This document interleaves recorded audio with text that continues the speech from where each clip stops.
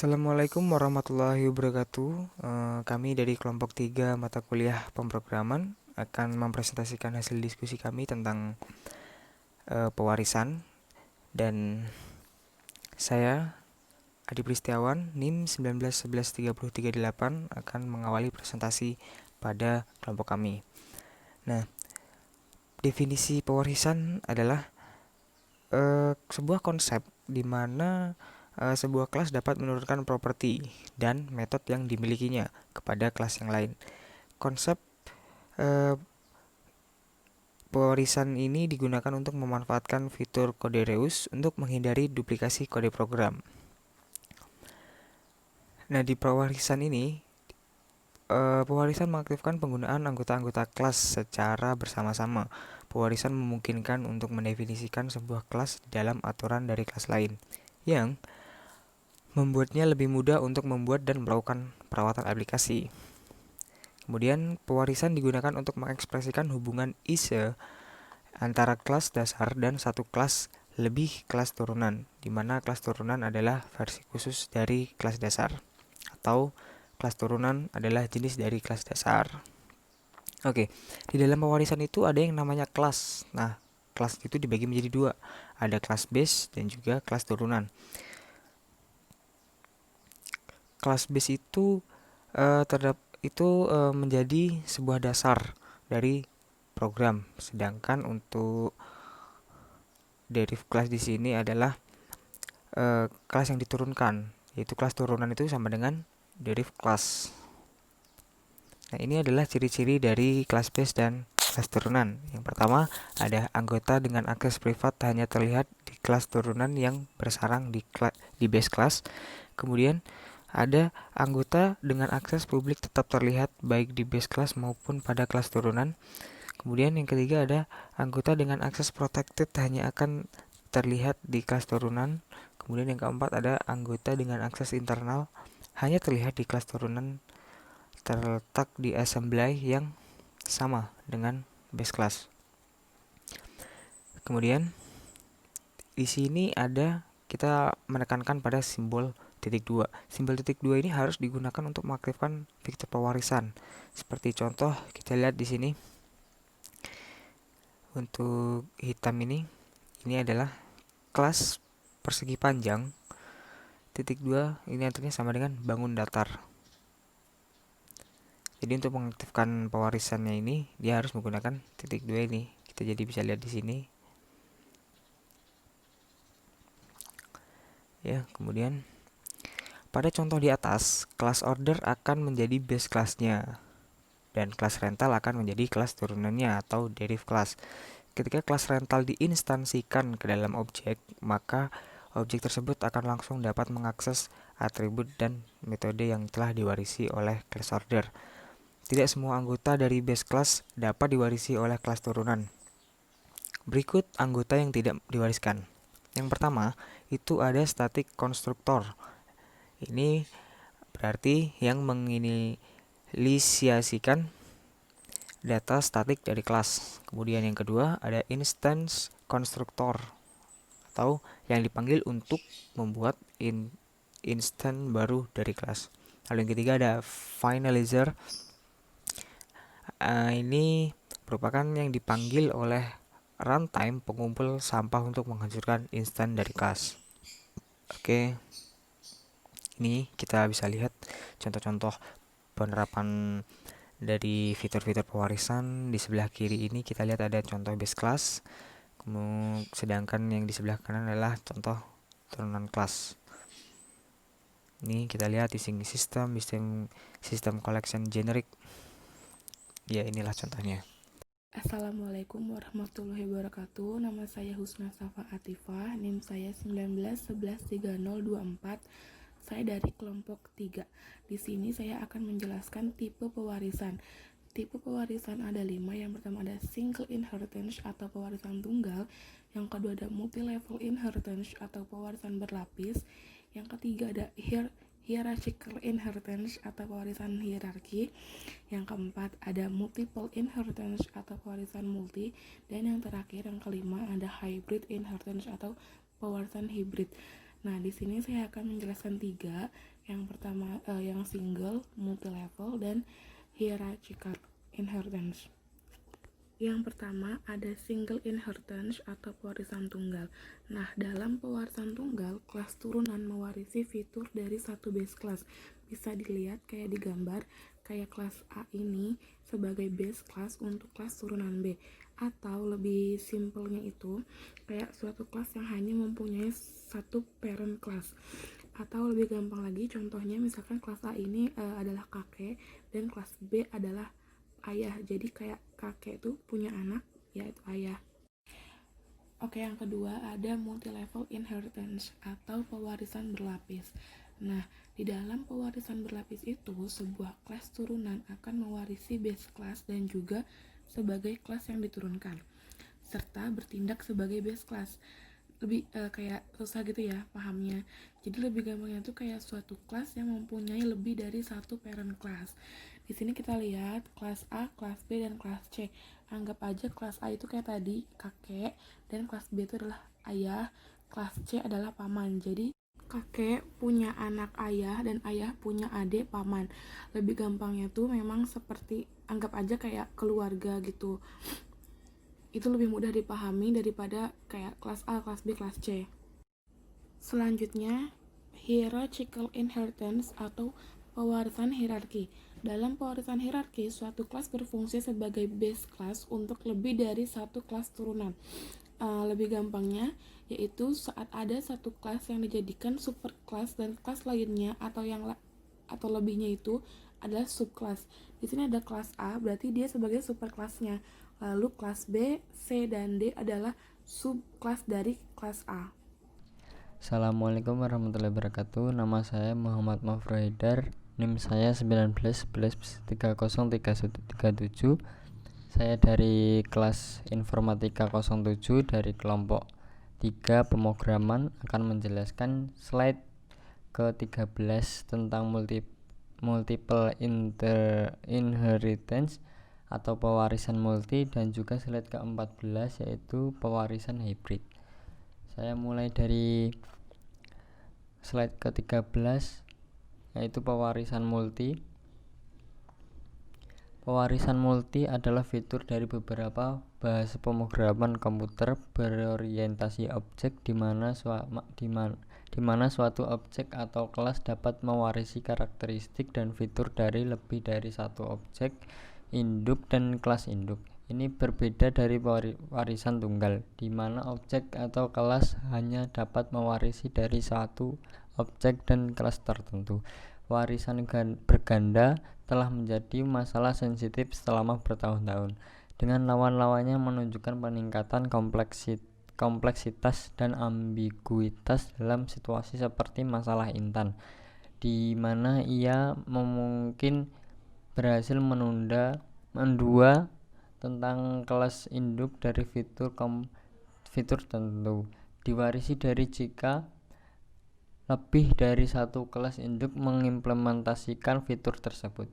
Ini dapat diatasi dengan berbagai cara, termasuk menggunakan warisan virtual, metode alternatif komposisi objek yang tidak didasarkan pada pewarisan seperti campuran dan sifat juga telah diusulkan untuk mengatasi ambiguitas seperti gambar di bawah ini yang ditunjukkan pada slide ke-13. Saya akan lanjut ke slide ke-14 yaitu pewarisan hybrid.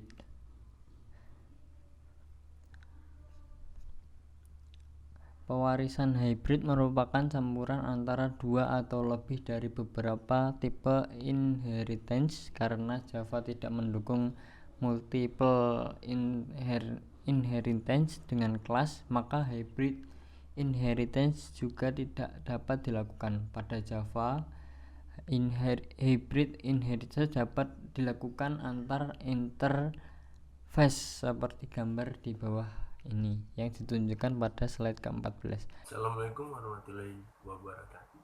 Perkenalkan, nama saya Rizky Okian Saputra dengan NIM 19113043. Di sini saya menjelaskan pewarisan dan reusability. Pewarisan mendukung konsep reusability, yaitu kemampuan penggunaan ulang kode yang telah dibuat sebelumnya. Sebagai contoh, ketika membuat sebuah kelas baru, sedangkan sudah ada sebuah kelas terdapat beberapa kode yang diinginkan, maka kelas tersebut dapat diturunkan ke kelas yang baru dibuat.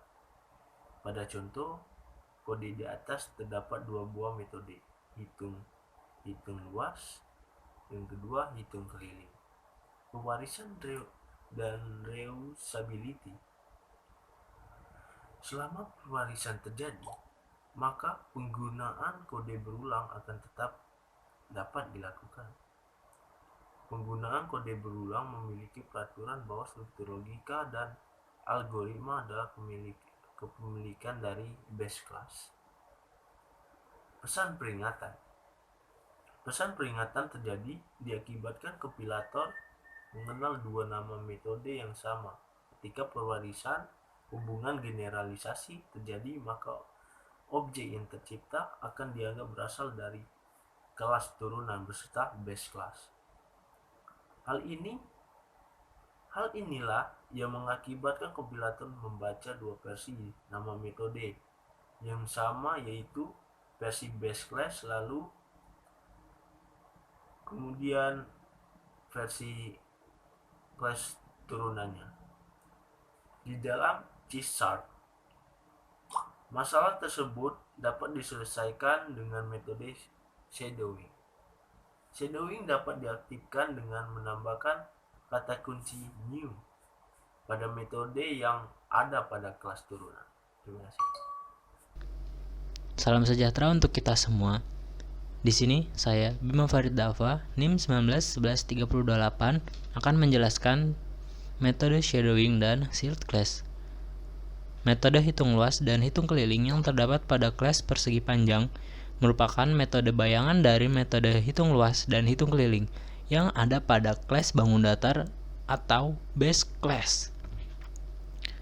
Dengan menambahkan kata kunci new, metode tersebut akan menyembunyikan metode versi base class, sehingga kompilator akan langsung membaca metode versi kelas turunannya.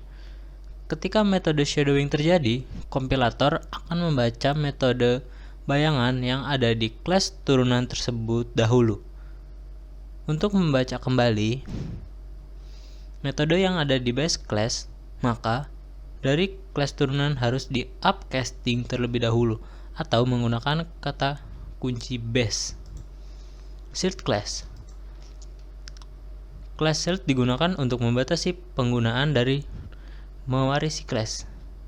Dengan kata lain, class sealed dapat digunakan untuk menghentikan sebuah class dari pewarisan sehingga class tersebut tidak dapat lagi diperpanjang lagi. Sebuah class dapat disegel dengan menggunakan kata kunci sealed. Kata kunci tersebut memberitahu kompilator bahwa class telah disegel, dan oleh karena itu tidak dapat diperpanjang. Tidak ada class yang dapat diturunkan dari class yang sudah disegel. Tujuan utama dari class sealed adalah menarik atribut warisan dari pengguna sehingga tidak dapat lagi memperpanjang class dari class sealed.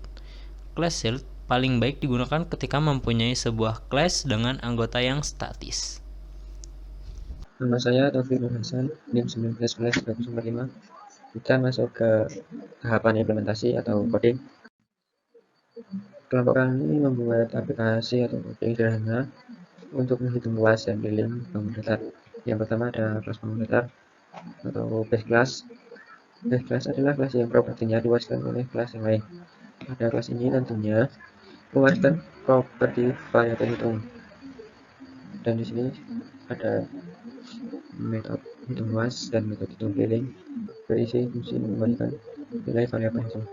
Selanjutnya ada kelas persegi panjang. Nah, untuk memakai base class atau bangun datar ini tadi, kita menambahkan titik 2 untuk dapat mengaksesnya. Member publik pada kelas bangun datar akan menjadi member publik pada kelas persegi panjang. Kemudian pada kelas ini pada properti panjang dan properti lebar yang nantinya digunakan untuk menghitung luas dan kulik. Lalu di sini ada metode hitung luas. Di sini kami menambahkan kata kunci new. Metode tersebut akan menyembunyikan metode versi base class, sehingga kompilator akan langsung membaca metode versi kelas turunannya.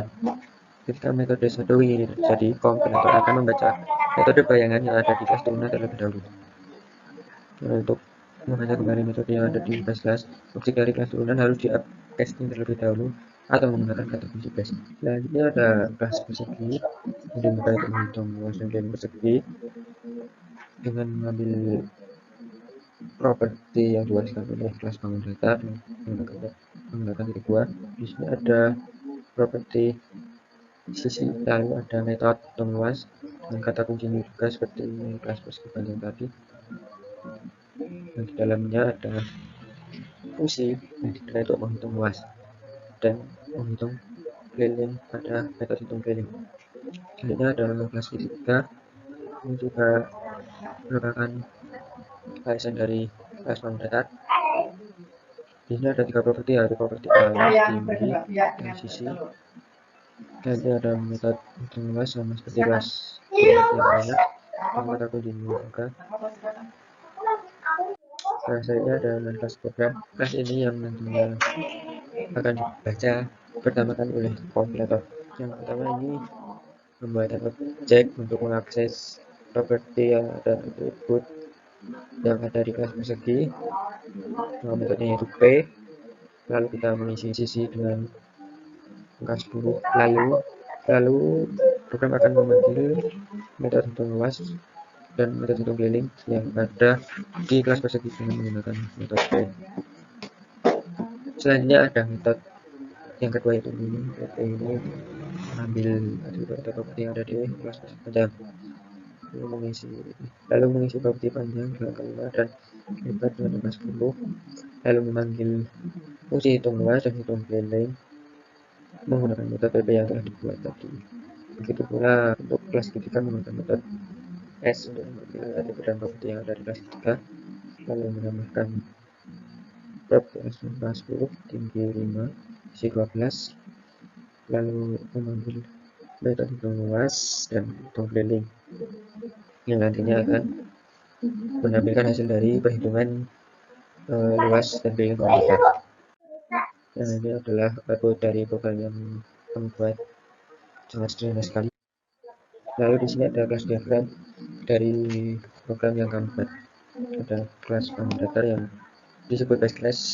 Selanjutnya ada tiga kelas turunan, yaitu persegi, persegi panjang, dan segitiga. Dan sekian dari saya. Kesimpulan yang didapatkan dalam materi ini adalah pewarisan mengaktifkan hubungan generalisasi antara dua buah kelas. Dalam pewarisan hanya boleh satu base class saja.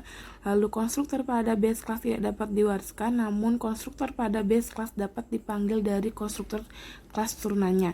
Kelas turunan tidak dapat mewarisi semua anggota dari base class yang memiliki akses private, akan tetapi apabila base class memiliki properti public atau protected enkapsulasi dari anggota base class yang private, maka kelas turunan bisa mengakses anggota private tersebut melewati properti. Sekian dari kelompok kami, mohon maaf bila ada salah kata dan kurang materi. Wabillahi taufiq wal hidayah. Wassalamualaikum warahmatullahi wabarakatuh.